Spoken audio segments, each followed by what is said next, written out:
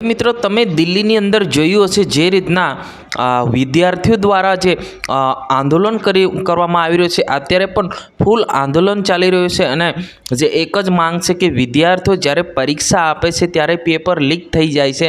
આને લઈને એટલો બધો માહોલ ગરમાયો કે તમે જિંદગીમાં કે સરકારે પણ ક્યારેય વિચાર્યું ના હશે।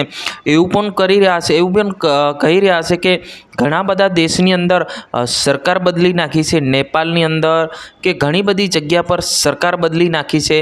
તો શું ભારતની અંદર પણ આવું થઈ શકે કે નહીં એ આપણે નથી કહી શકતા, પરંતુ જે રીતના સાંસદ ભવનમાં એટલે કે દિલ્હી સાંસદ ભવનમાં એટલો માહોલ ગરમાયો છે કે લોકો ધારણા લઈને બેસી ગયા છે, ત્યારે ગઈકાલે ભયાનક એક રૂપ જામ્યો હતો, એટલે કે પોલીસ અને વિદ્યાર્થીઓ વચ્ચે ફૂલ મારામારી થઈ હતી। એની અંદર કેટલીક પોલીસ પણ ઘાયલ થઈ હતી અને વિદ્યાર્થી પણ ઘાયલ થયા હતા। આને લઈને જે પીએમ મોદી સાહેબ પણ ત્યાં હાજર હતા, પરંતુ છેવટે એ પીએમ મોદી ત્યાંથી નીકળી ગયા હતા અને સાથે સાથે જે આજે પણ જે લોકો જે છે એ ધારણા પર બેસ્યા છે અને જે કન્ટિન્યુ જે એ ચાલી રહ્યું છે। સાથે સાથે એવું પણ કહેવામાં આવે છે કે જે ધારણા કરી રહ્યા છે એમને લોકો દ્વારા આખા ગુજરાત ભારત દેશમાંથી બધી જગ્યા પરથી એમને મદદ કરી રહ્યા છે, ખાવાનું, પાણી, વ્યવસ્થા બધી રીતે જેમનાથી જે થાય છે એ લોકો દ્વારા